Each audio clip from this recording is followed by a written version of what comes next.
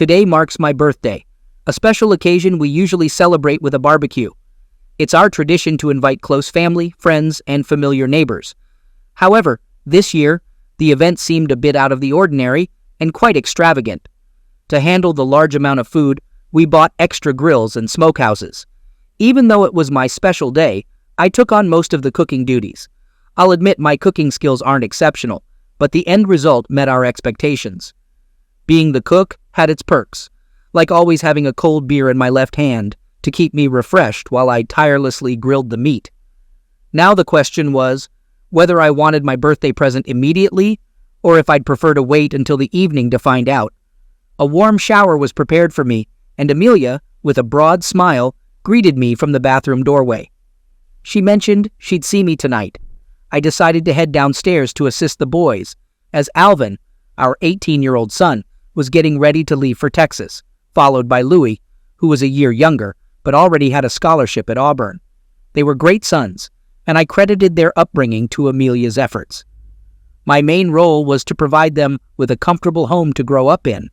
I was proud of instilling in them a strong work ethic, but I couldn't help but wish I had been a more understanding father. Throughout their upbringing, we spent a lot of time in the yard and on the terrace, making sure everything was in perfect condition. Then we fired up some grills, starting with the ribs in the smokehouse. While burgers, hot dogs, and steaks were straightforward, the ribs required extra care. Alvin expertly managed the smokehouse, and Louis diligently seasoned the meat. Things were going so smoothly that I could almost relax and let them handle everything. Amelia arrived just in time to join us after our preparations. Her two sisters also came to help with additional tasks. We had over 50 guests, so it was a big celebration. It always amuses me how friends appear magically when there's free food. Despite hitting 40, I still felt like a 20-year-old at heart. Next month, Amelia and I will celebrate our 20th wedding anniversary, a testament to the strength of our marriage. Our journey together has been eventful and fulfilling. Our love life may not be as passionate as before, but it's still enjoyable. About a year ago, Amelia started working, and our relationship seemed to cool. The idea of an empty nest seemed to draw her out of the house, and as long as she found financial happiness, I was content. We didn't really need the extra income, but Amelia craved the companionship her job provided. After working in the yard, the boys and I went for a shower. I even had a new shirt that my mother had brought earlier in the week. It might not have been my style, but wearing it was a duty I couldn't refuse. To be honest, I felt like I looked like a Hawaiian pimp in those clothes. Amelia made a wise call by insisting I wear an apron, which turned out to be a practical addition to my outfit. Soon, the guests started arriving with delicious dishes, thoughtful gifts, and soft drinks. The weather was perfect, promising a great day. Amelia, as always, looked stunning and effortlessly played the role of the perfect hostess. Approaching 40 next year, she still maintained her youthful appearance, looking no older than 30. I eagerly looked forward to some exotic weekends and memorable vacations with Amelia. It was a chance for us to create cherished memories and recharge. After years of dedicated parenting, I watched Amelia gracefully move among the tables, ensuring everything was perfectly placed. She embodied the essence of an ideal wife and mother, making me proud. What more could a man ask for? Soon, everyone gathered to enjoy the feast. Plates of delicious food appeared and disappeared throughout the yard. Thankfully, most guests brought their own chairs, avoiding any seating issues. We had coolers filled with drinks, one with cold beer and the other with soda for those who preferred non-alcoholic options. The cake, safely tucked away in the kitchen, patiently awaited its moment. In the midst of the crowd, there was someone unfamiliar to me, and I couldn't figure out where he came from. His face didn't ring a bell.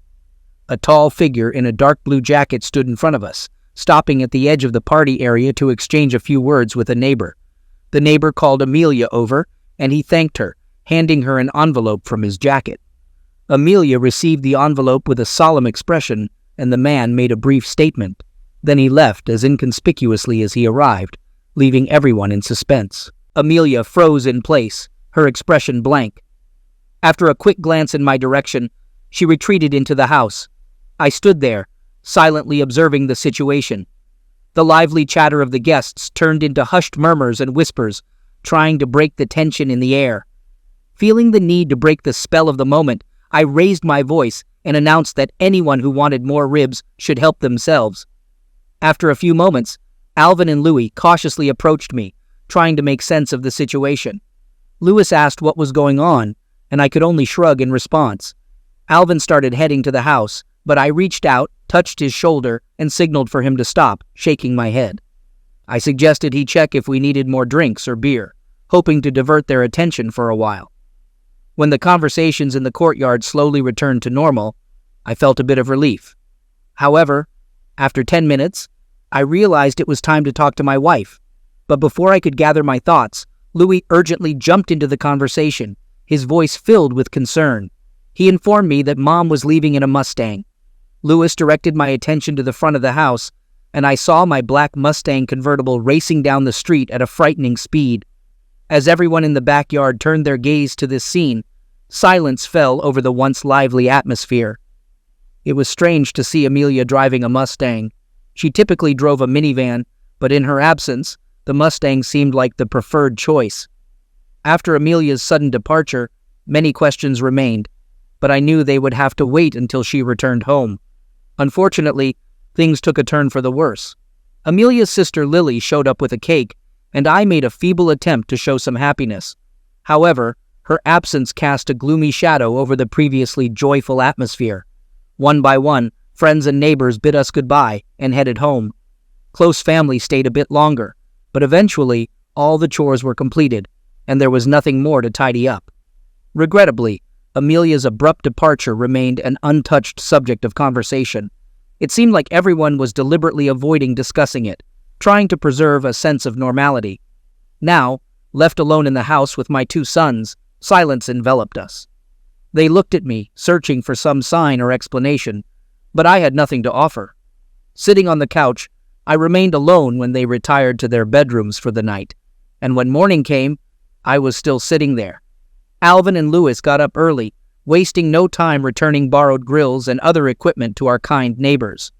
The smell of freshly brewed coffee tempted me to rise from the couch, but Amelia's absence continued to trouble me.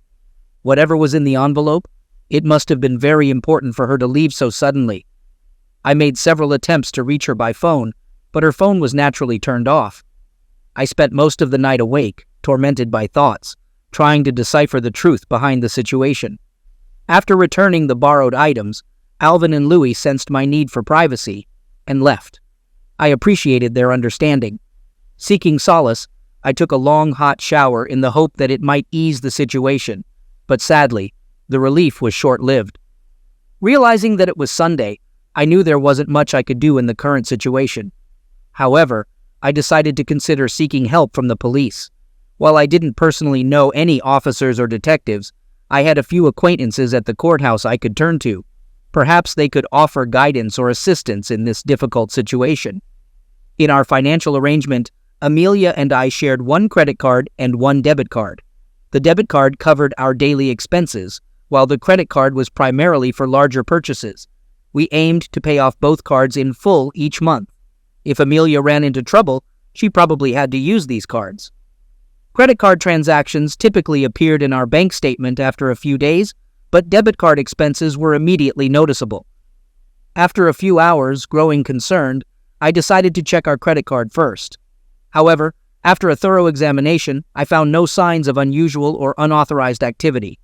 Debit card transactions, on the other hand, told a different story. About 2 hours after Amelia's departure, she made a gasoline purchase in Pennsylvania near the Ohio state line. 2 hours later, another fuel purchase was made in Illinois.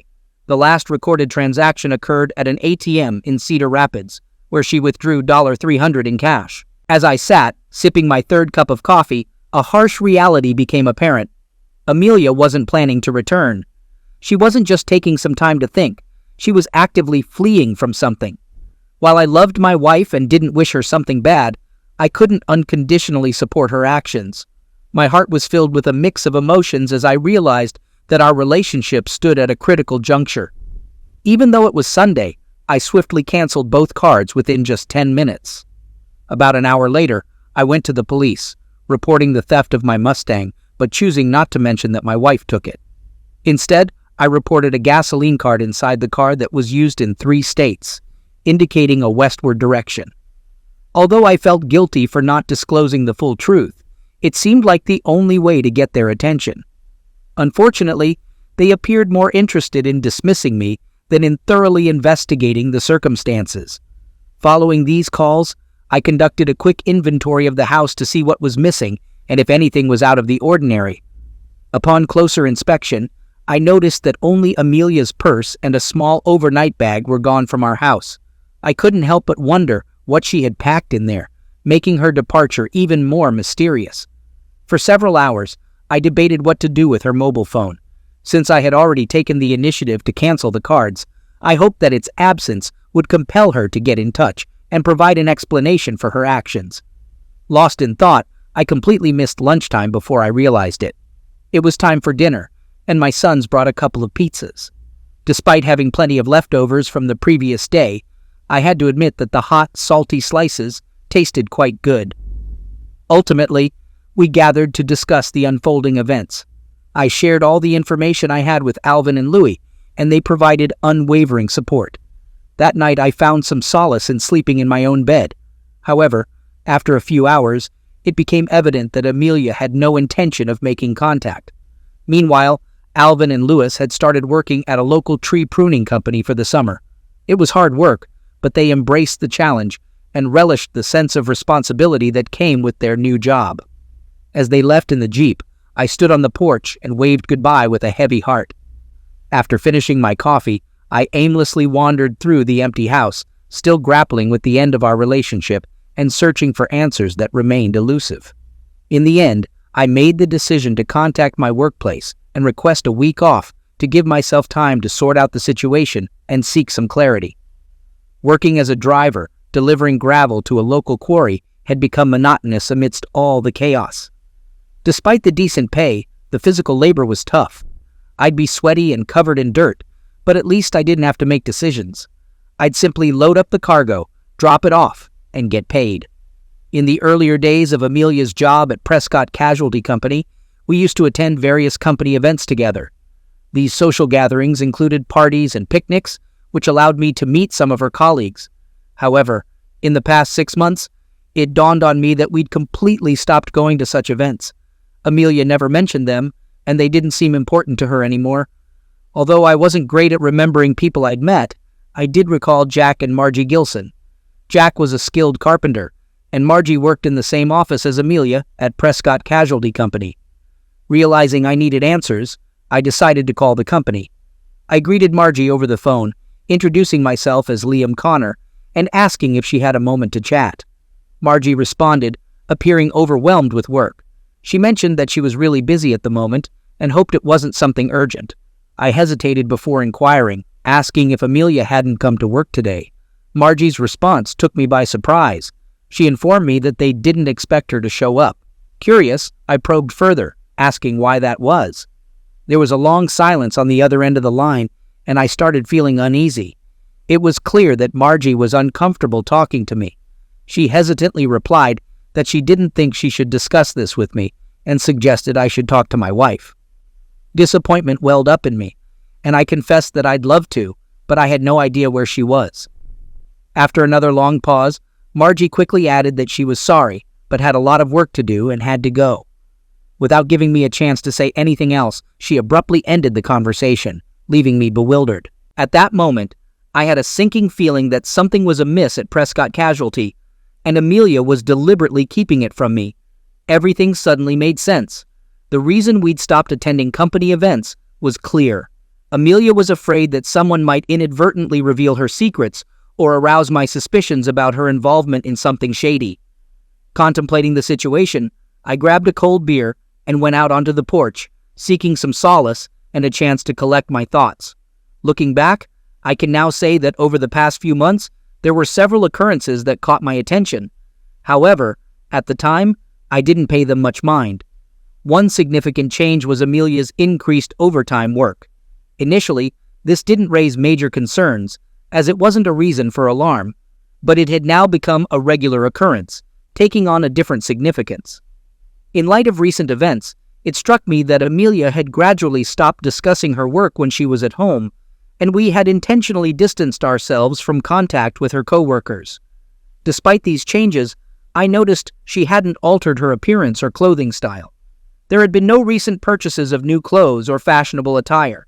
Additionally, I couldn't recall any suspicious phone calls or emails that might have raised doubts. Given the trust I had in my wife, there seemed to be no grounds to question her actions or behavior at home. Amelia remained kind and loving, and our romantic connection remained strong. But despite my growing unease, I realized it was time to seek further assistance. I thought of Donald Curry, an old school friend who worked in the courthouse and had some computer expertise. Though I wasn't entirely sure about his specific role, I knew he dealt with computers to some extent. I got in touch with Donald, explained the situation, and sought his opinion. We agreed to meet in person at the glass door when he finished work to discuss the issue and hopefully find a solution together. Before hitting the road, I decided to call Ron Will Home Builders and discovered that Jack Gilson, a colleague of Amelia's, was currently working on a nearby project, constructing an apartment complex. I decided to visit him at noon, right after lunch. I usually had no trouble finishing my Taco Bell burrito, but today I could only manage to eat half of it. I was too preoccupied with the thought of talking to Jack. Upon arriving at the construction site, I noticed that the crew was still on their lunch break. A sense of anticipation washed over me as Jack spotted me, and with a warm, welcoming smile, approached my car. His demeanor felt much more friendly than Margie's, which somewhat alleviated my anxiety. Jack greeted me warmly and mentioned that it was good to see me. He assumed I wanted to talk about Amelia, and I nodded in agreement, explaining that I had spoken to Margie today, but she wouldn't share any information I needed to know. I suggested that we discuss it man to man, with no nonsense. I appreciated Jack's straightforward approach, but I also knew that if he attempted to deceive me or withhold crucial information, my patience would quickly wear thin. Jack began seriously, explaining that he usually tuned Margie out when she started talking about work. He shared what he could, stating that Amelia had been involved with a married man from the office for nearly 6 months. They had tried to keep it a secret, but rumors spread like wildfire. Margie and the other ladies found out, and things started to change. They noticed my absence from company events, and many of them suspected that Amelia was deliberately keeping me away. With regret, Jack continued, apologizing that he couldn't provide more information. Regarding the guy's identity, he admitted he didn't pay much attention to these matters, but offered to find out if I wanted. Appreciating Jack's offer to help, I responded by telling him not to worry about it. I would figure it out myself, and thanked him for sharing what he knew. The new details from Jack painted a clear picture of the situation, leaving no room for misunderstanding. I had overlooked what was happening right in my own home. Annoyed and hurt, I promptly disconnected Amelia's mobile phone to prevent her from contacting our house. As I headed back to the house, the phone rang. It was a call from the Cedar Rapids police. They informed me that they had found Amelia's Mustang in the bus station parking lot. It had been towed to the impound lot, and I could retrieve it at any time, provided I paid a $300 fee. Deciding to gather more information, I made a stop at the police station before picking up the car. At the police station, I received a report about Amelia's abandoned car. The information indicated that she left the car and chose to continue her journey by bus. I couldn't pinpoint her destination, but I suspected it might be westerly, although I wasn't aware of her connections in that area. To safeguard myself and my children, I took the initiative to visit the bank. We closed all our joint accounts and opened new ones in my name only. Additionally, I reviewed the beneficiary designations in the insurance policies, ensuring that my boys were the recipients. With mixed emotions, I arrived early in the morning at the arranged meeting spot, the glass door, where I intended to meet Donald. However, preoccupied with the gravity of the situation, I had consumed too much drinks before his arrival. Donald began by explaining that there was a divorce hearing that day and Amelia was supposed to testify, but she didn't show up. He told me that Marcia Ridgway was seeking a divorce from her husband, Kelsey, and she wanted Amelia to testify that it was with her that her husband had committed something. Without Amelia's testimony, the divorce couldn't proceed. I absorbed this information, realizing that everything was unfolding as planned. It appeared that Marcia Ridgway had substantial evidence to support her claims, including photos, videos, and recorded phone conversations. Consequently, she didn't really rely on Amelia's confession. It seemed that Amelia's call was designed to humiliate her, and it appeared to have achieved its intended effect. Now, it seemed no one cared about Amelia's situation anymore. She had nothing new to offer, and her circumstances were no longer of concern. Kelsey Ridgway had, in fact, confessed to everything as soon as his wife's lawyer presented evidence, leading to the judge's immediate decision to grant the divorce. The divorce would be finalized in 6 months. Kelsey faced substantial financial consequences, as he would have to pay significant child support and alimony, given that he had 3 children, all under 10 years old. This mistake would likely have long-term financial implications. After a lengthy discussion with Donald, he took his leave. Expressing his desire to return home to his family, I thanked him for his assistance, and turning to the bartender, requested a cup of coffee. Initially, I considered grabbing one of the red pickled eggs from the jar on the counter, but then I remembered the leftovers from the party. Despite having consumed a bit more drink than I should have, I managed to get home without endangering myself or others. Upon reflection, I acknowledged it had been an unwise decision. As a result, I started wrapping 6 ribs in foil.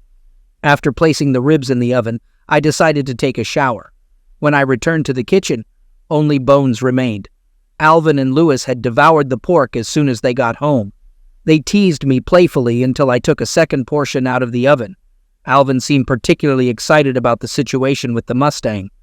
After a 20-minute conversation, I finally agreed and allowed both boys to take the bus to Cedar Rapids and then drive the car home.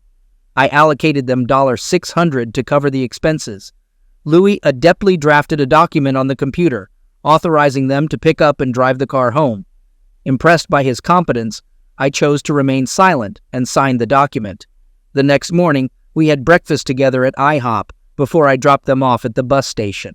I couldn't help but chuckle as they boarded the bus, unsure of what to expect during a 2-day Greyhound bus journey. It was a valuable life lesson.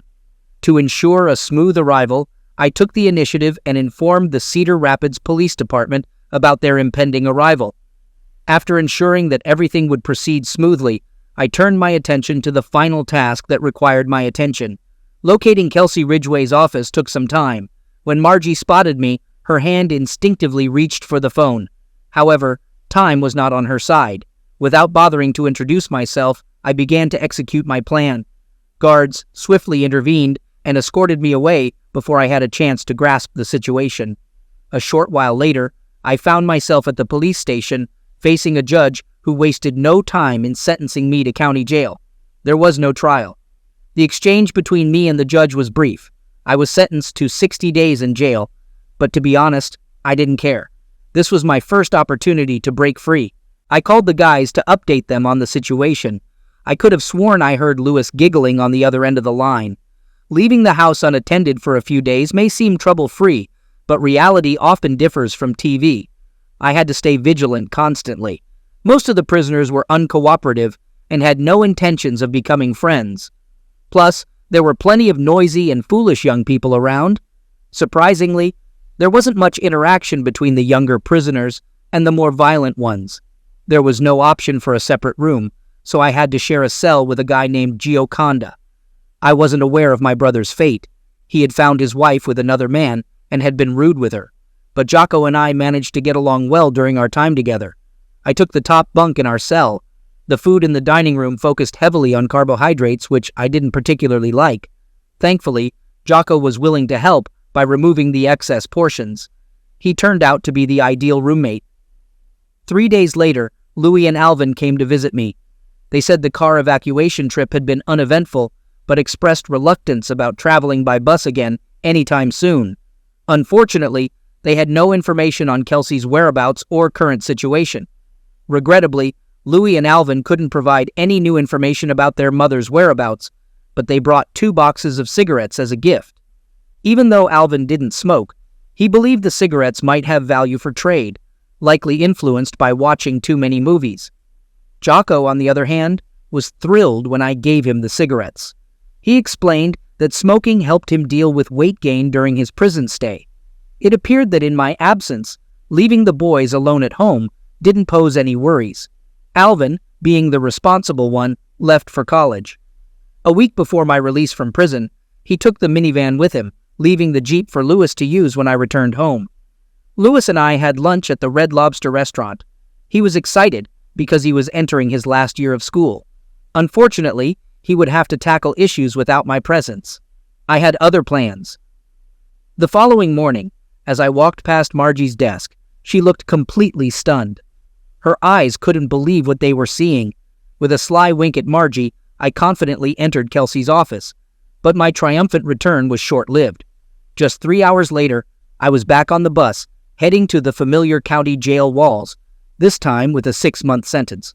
Despite this turn of events, Lewis found a humorous side to the situation and wasted no time calling his brother at College Station to share the news. Jocko, my reliable cellmate, welcomed me back with open arms. I couldn't help but feel a sense of satisfaction that I had managed to get to Kelsey even more effectively this time. I couldn't deny the possibility that I had truly made an impact this time. Unfortunately, I never received any feedback, which left me unable to determine the outcome of my actions accurately. As expected, I lost my job, which came as no surprise. Fortunately, I had enough money to cover the mortgage and daily expenses. Lewis handled it all efficiently without running into any issues. Besides Lewis's unwavering support, I received regular visits from other family members. Lewis always made sure I had a steady supply of cigarettes for Jocko. Amelia's sisters also expressed their sympathy during the visits, and none of the family members displayed any signs of discontent or disapproval. It had been a while since I heard from Amelia, but strangely enough, we managed to have family celebrations for Thanksgiving and Christmas within the prison walls. But less than a month after Jocko, my dependable cellmate, left, it wouldn't be entirely accurate to say I lost him since he was released before me. Unfortunately, Jocko found himself in a tough spot. His wife and brother had already moved to Florida, and he wasn't sure what to do next. Lewis saw this as an opportunity and suggested it would be great to invite Jocko to stay with us until he found his footing. Lewis kindly offered to help Jocko secure a job at a tree pruning company, but Jocko had already made up his mind to move to a warmer climate in the South, likely considering Florida. Interestingly, on the night before Jocko's departure, an unusual incident occurred. Kelsey Ridgway was found in the city center alley, claiming she was attacked by an unknown person. The funny thing was that I had a solid alibi with Jocko himself.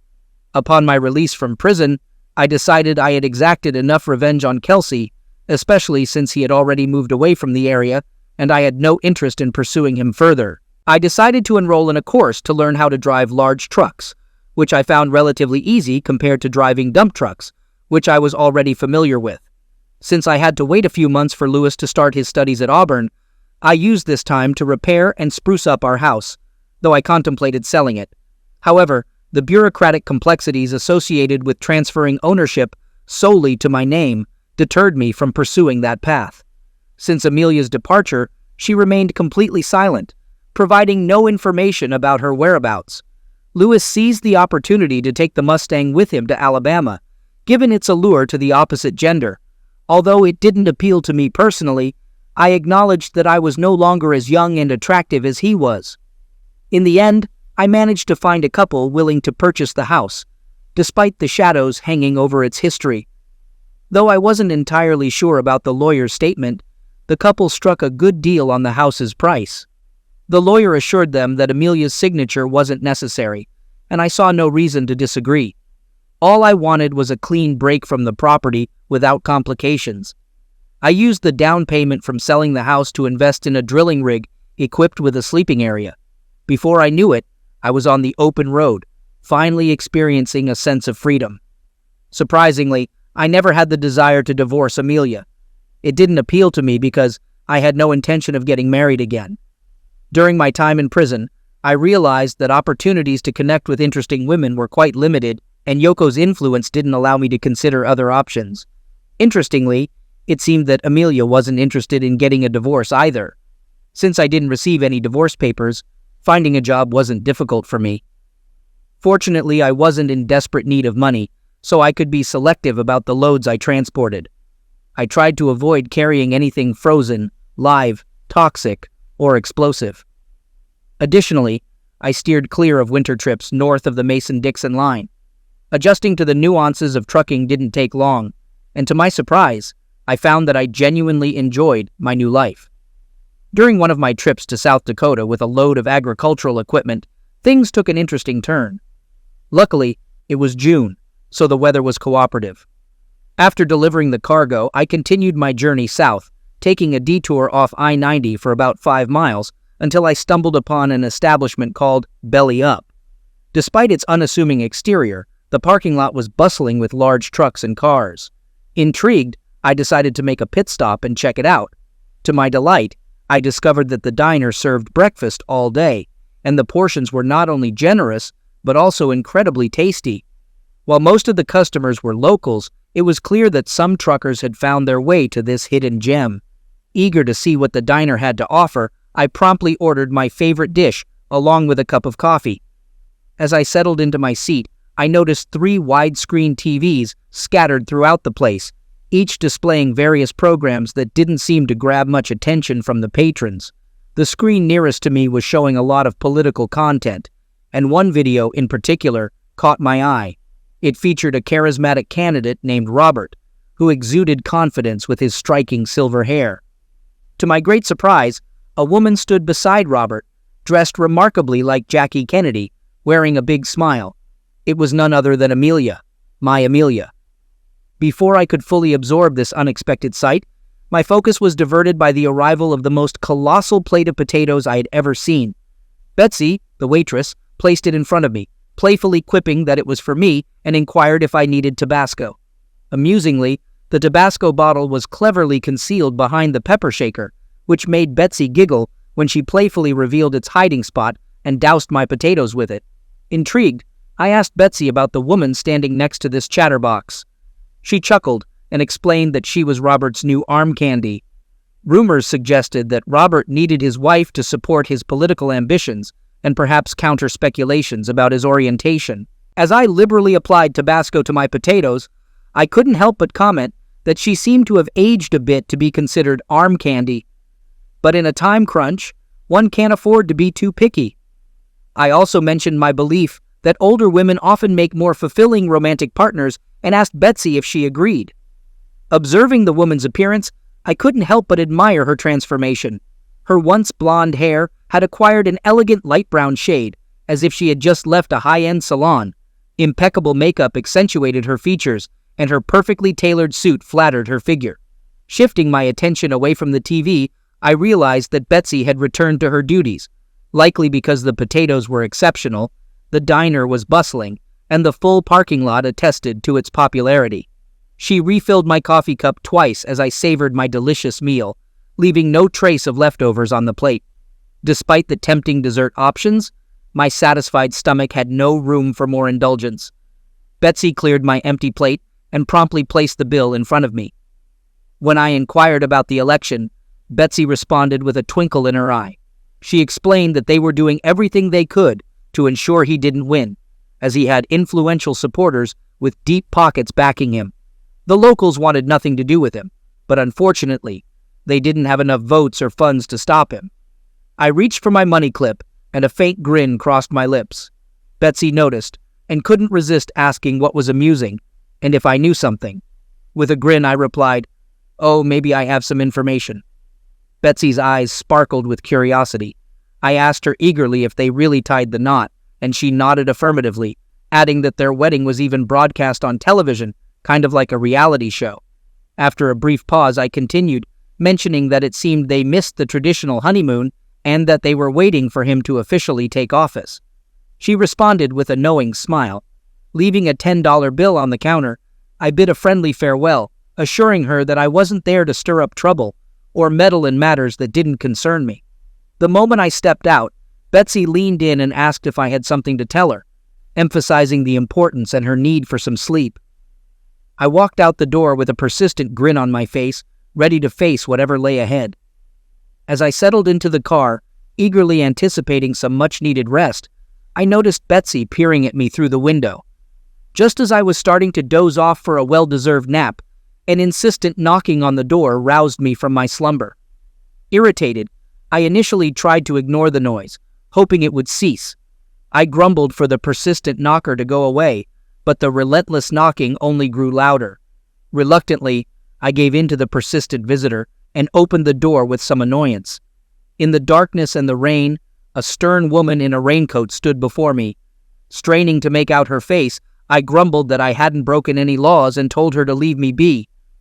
Unperturbed, the woman firmly stated that Betsy had asked her to have a word with me. Despite the inclement weather, she insisted on taking a few minutes of my time. Disgruntled, I reluctantly agreed to hear her out, although fatigue weighed heavily on me, and I longed for that much-needed rest. I granted her a brief 10-minute window to speak, to which she pleaded with a resolute look in her eyes and voice. Annoyed by her insistence, I replied curtly, telling her I wasn't interested and to go find someone else to talk to. There was a tinge of disappointment in her voice as she responded, "Darn it, it's about Amelia. Meet me inside in 10 minutes. Surprised by the mention of Amelia's name, I hesitantly consented to her request.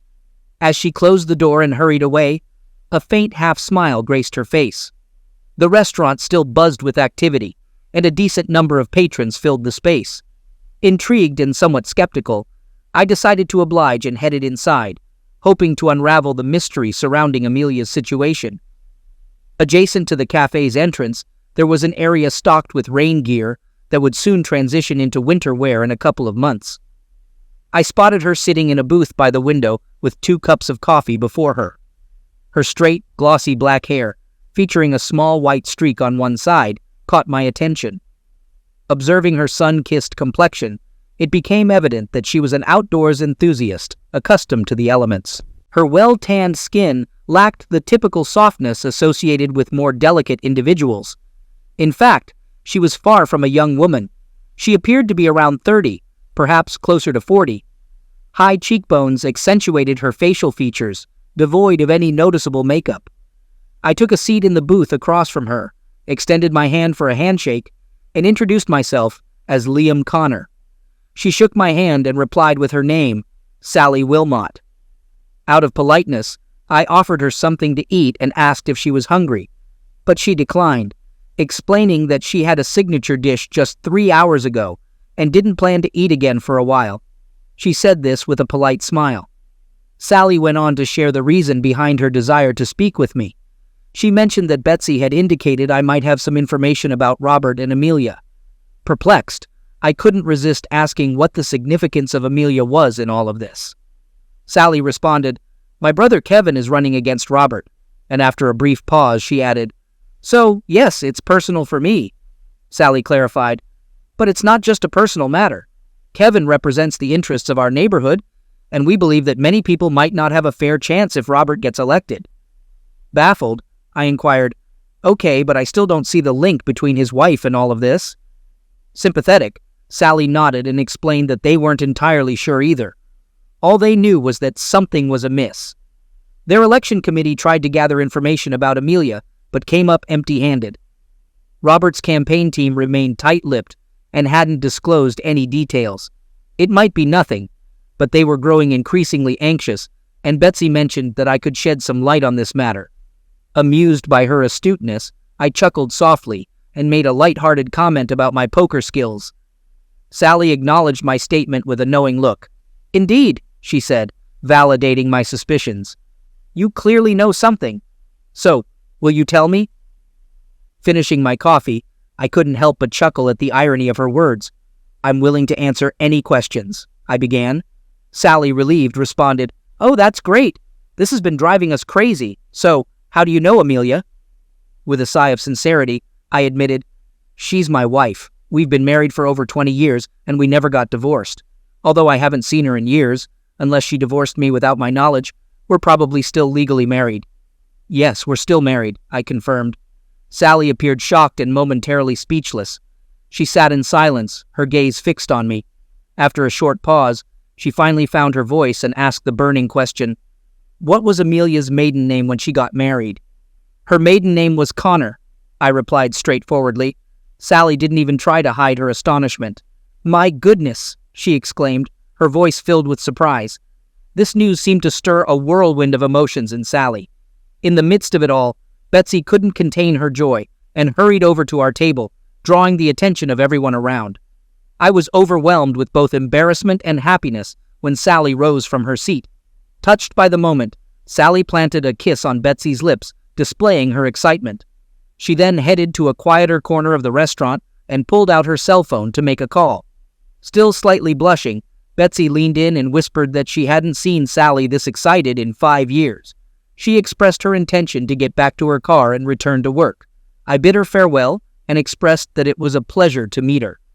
As I walked toward the exit, the rain momentarily subsided, offering a brief break. However, before I could reach my car, Sally stopped me by grabbing my arm. She firmly insisted that I couldn't leave just yet and needed to talk to Kevin.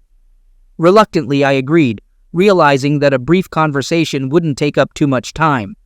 I conceded and stated that I'd be willing to spare a few minutes, though I honestly preferred to leave the past behind.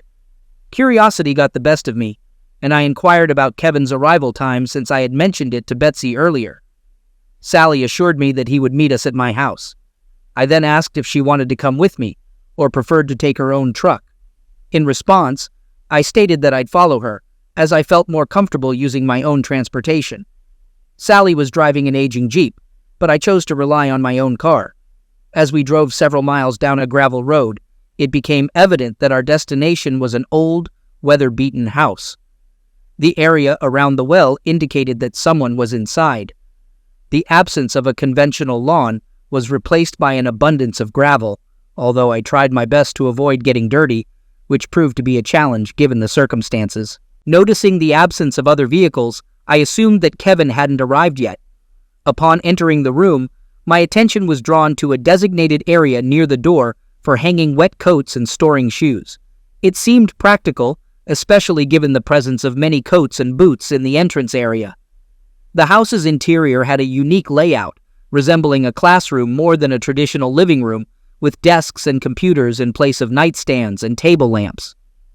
As I marveled at this distinctive setup, I met the eyes of Sally's 3 teenage sons, who were observing me. Breaking the silence, Sally introduced me, explaining my presence there to help Uncle Kevin. Sally then introduced her sons. Tracy, the eldest, followed by Tyler, and the youngest, Tanner. They all smiled politely and nodded in acknowledgement. I couldn't help but find the situation somewhat amusing and chuckled. I chuckled and remarked, "It's a bit odd that all their names start with the letter T. It can't help but amuse me, especially since I have 2 sons named Alvin and Louis." Tyler was the first to break the silence and speak, perhaps intrigued by our connection or eager to start a conversation. He inquired about the whereabouts of my sons, ignoring his mother's disapproving look. I casually replied, "Alvin is attending Texas A&M and Louis goes to Auburn." My response seemed to electrify the atmosphere and generate excitement in the room. Tracy, who had seemed rather reserved until then, suddenly became animated and exhibited an energy akin to that of the Energizer Bunny. Tracy enthusiastically exclaimed, "I'm actually heading to College Station this August." Their curiosity led to more questions, and I found myself genuinely engaged in their inquiries. Tracy inquired about how long Alvin had been studying at Texas A&M and what he was majoring in. Sally gently encouraged him to slow down, saying, "Take your time, dear. I'm sure Mr. Connors has plenty of time to answer your questions." Unbeknownst to them, Tracy had received a full football scholarship and had already committed to the ROTC program. Meanwhile, Tyler had been accepted to the prestigious U.S. Naval Academy in Annapolis and would be embarking on his journey there in a year. As for Sally, she had experienced heartache when her husband, a courageous National Guard soldier, tragically lost his life in the Persian Gulf 5 years ago. Tanner chose not to share additional information, and I respected his decision by refraining from further questions. The youngest of the boys had yet to make his decision, but his mother ensured he remained focused on his studies. While I remained in the dark regarding the reason for Kevin's delay, the following hour was spent in conversation with Sally's sons on a variety of topics. Sally observed from the sidelines, noticing the bond forming between us. Unlike the one I shared with my own children, spending time with Sally's kids reminded me of how much I missed my own boys. Kevin eventually arrived, accompanied by 2 assistants. After they all met, Sally distributed tasks to her sons, and the grown-ups assembled at the kitchen table. There was a hint of doubt in the air regarding my claim to be Amelia's husband, but I had no desire to engage in an argument about it. When I rose from my seat and expressed my gratitude to Sally for the coffee and bid farewell to the boys, Sally strongly objected, urging me to sit back down. The remaining faces around the table fell into a hushed silence as Sally took charge of the conversation, exhibiting the demeanor of someone running for political office. Sally inquired about the evidence of my marriage to Amelia. With a swift motion, I produced a wedding photo from my wallet. Although time had passed, Amelia had aged and changed her hairstyle, but her unmistakable presence was still evident. I shifted my gaze to one of Kevin's assistants, who had a laptop in front of him. I instructed him to visit the Civil Registry Office of Berks County, Pennsylvania, where they could find online access to marriage certificates from 1960 to 1990. I told him to search under my name, Liam Connors, and specified the date, August 17, 1979. Kevin's assistant confirmed these instructions. Kevin visibly sighed with relief upon this revelation, and I nodded to affirm the validity of the information. I reassured them that they were welcome to investigate further, including searching for divorce records. As to the best of my knowledge and everyone else's, I was still married, and I wasn't concerned about the situation. I felt that the conversation was becoming monotonous and uninteresting. This time, no one objected as I stood to leave. I inquired if it would be all right to catch a few hours of sleep in their driveway before hitting the road, and Sally replied affirmatively. She escorted me to the door, and as I glanced back, I saw that Kevin and his associates were deeply engrossed in their political matters. The boys waved at me, or perhaps they didn't wave, as I exited the room. An hour later, the sounds of Kevin and his entourage departing reached my ears. I believed the night had passed quietly, but my peace was interrupted by another knock at the door.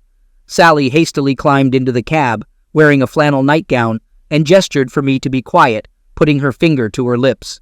We were far enough from the house that the boys wouldn't overhear our conversation, but it seemed Sally just wanted us to remain silent.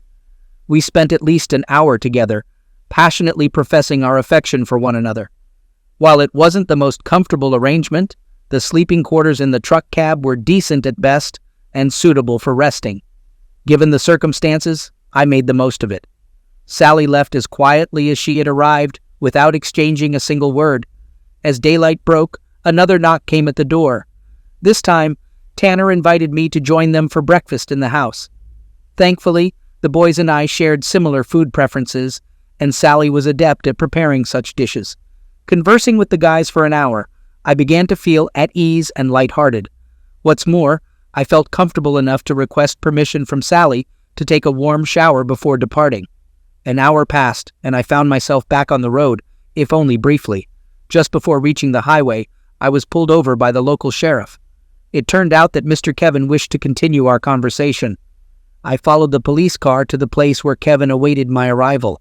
He was in the midst of breakfast and kindly invited me to join. Betsy entered, brought coffee, and winked knowingly at me.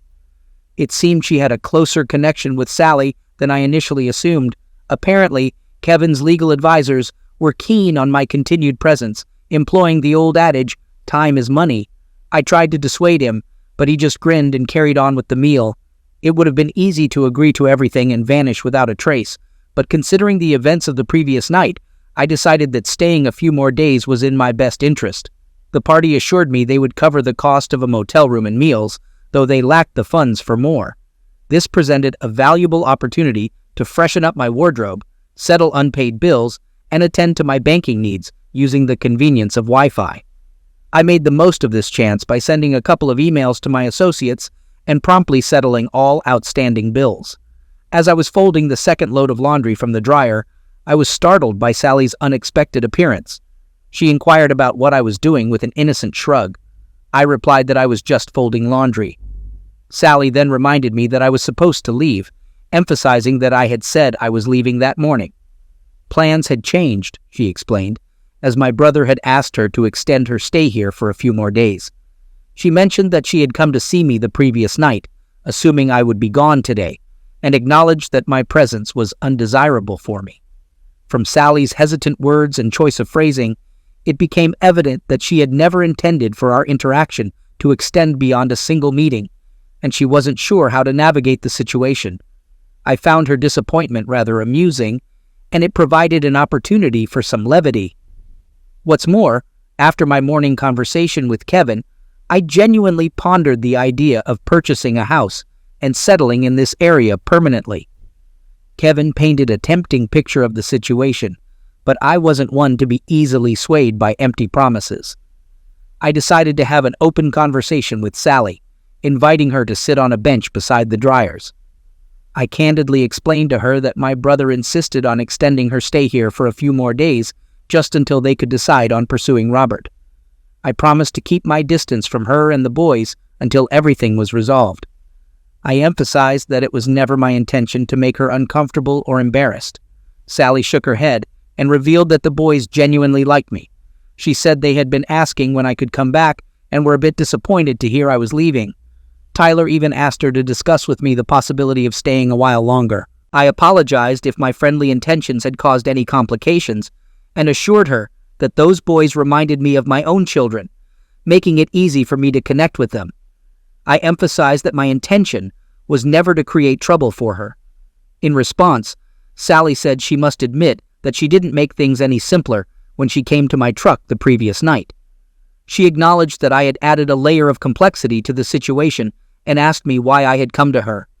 In a hushed tone, she mentioned that it had been 5 years since her husband passed away and explained that, after 5 long years devoid of comfort and passion, it had felt like the perfect moment for an opportunity like this to arise, especially since I was supposed to leave that day. Sally's enthusiasm was rekindled, and she questioned why I didn't leave. Disheartened, I swiftly gathered a stack of folded underwear, handed it to her, picked up the rest of my belongings, and then returned to my motel room.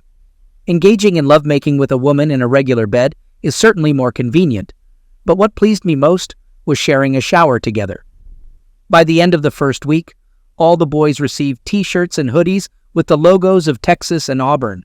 Sally kept one of the oversized Auburn t-shirts for herself. Meanwhile, I paid little attention to the political maneuvers. Kevin and his team seemed to be handling things fine without my involvement. But then, news of Amelia's enigmatic story emerged, and the media began presenting it as a sensation. Robert's supporters made futile attempts to downplay the significance of these revelations while they continued to deny or ignore the accusations. The situation only worsened, leading to a rapid decline in Robert's approval rating. I refrained from engaging in political affairs until one morning when I was visited at my motel. A tall, fair-haired woman with impeccable posture stood at the door. Even though I was only in my boxers, I invited her in while I was sorting out a stack of $500 bills. Her eyes evaded mine, but I carefully observed her every subtle movement. Dressed in a dark suit with a white shirt and modest black heels, she exuded the air of an experienced professional. She introduced herself as Mila and explained that she was an attorney from Levitt's Brothers in Sioux Falls. The fact that she knew my middle name sent a wave of unease through me. Sensing the urgency of the matter, I excused myself and went to the bathroom. Closing the bathroom door, I couldn't help but feel that the sound of the toilet tank filling with water reached my ears unmistakably. Despite my initial intention to restrain myself, mischief got the better of me, and I performed a subtle act of disruption. Less than a minute later, I left the bathroom and returned to Mila. Seated at the table, she inquired, "Was that necessary?" I responded with a hint of amusement.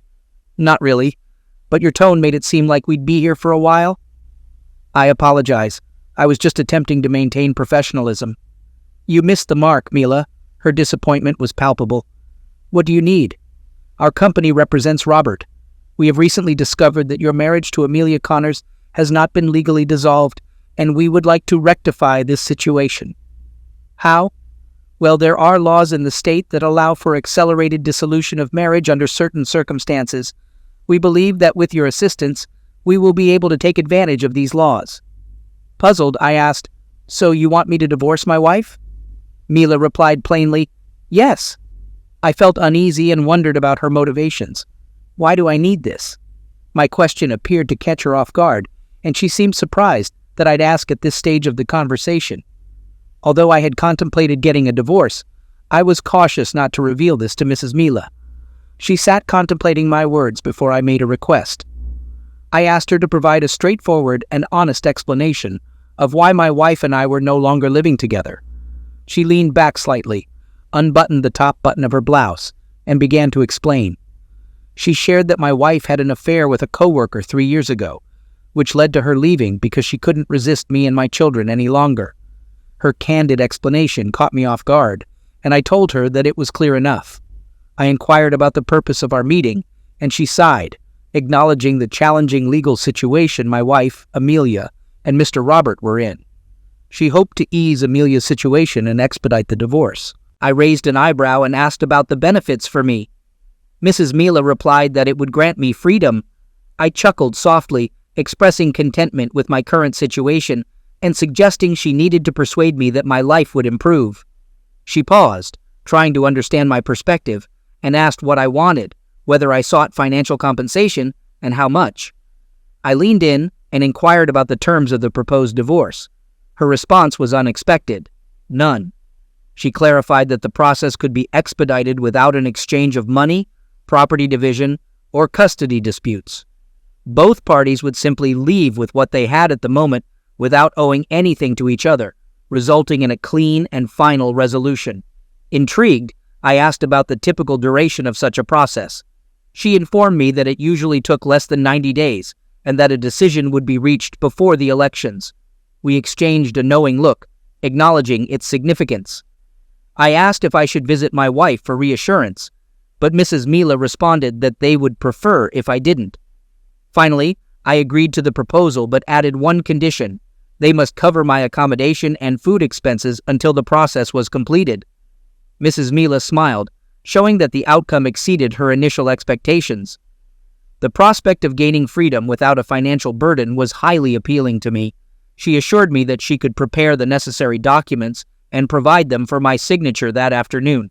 She believed everything should go smoothly and mentioned consulting with her attorney, foreseeing no issues. Although I didn't have legal representation, I wanted to discuss this with Kevin first. I requested her contact information, explaining that I would reach out if my lawyer encountered any problems. I made it clear that if she didn't receive a call, she should bring the documents directly to me. With that task taken care of, I felt a sense of relief. I walked her to the door as she departed. I noticed Sally on the other side of the parking lot, but she quickly drove away before I could signal her. I quickly shaved, dressed, and headed to Belly Up. Betsy poured me coffee but gave me a disapproving look. I asked if they would at least let me explain everything, and she replied that it wasn't her concern, but I'd better come up with a convincing story. Breakfast with Sally was hot, but the conversation was cool. I ate as quickly as I could and immediately called Kevin. He was out of town, but we managed to talk for 20 minutes. To my surprise, he was pleased with the whole situation and advised me to accept it. He emphasized the importance of obtaining copies of all documents and exuded confidence. I asked him to contact Sally on my behalf, and he ended the conversation with chuckles. There was a large car wash station not far from Highway 90. I spent over an hour giving the car a thorough cleaning and vacuuming, and I carefully waxed it. It would have been easier to pay for professional service, but I was in dire need of therapy. Before returning, I decided to have lunch at Cracker Barrel. This way, I hoped to avoid Betsy's wrath, as she had strategically parked right outside my room door this time. When I pulled up, Sally emerged from the Jeep looking somewhat bewildered. Her expression clearly indicated that Kevin had spoken to her over the past 2 hours. She genuinely apologized to me, acknowledging the gravity of her mistake. Sometimes guilt can lead to positive outcomes. By the time Miss Miller returned with the papers I needed to sign, Sally had already departed. To my surprise, she insisted on giving me a $10,000 check. While Robert's campaign continued to decline, my divorce application moved smoothly through the legal process. Tracy was now living in College Station, looked after by a friend. The timing was perfect, and my divorce became official. Just before the election, Kevin emerged as the winner and expressed his gratitude, promising to personally reimburse me for the assistance. It seemed like I hadn't done much, but I jokingly told him that I'd consider it even if he introduced me to his sister.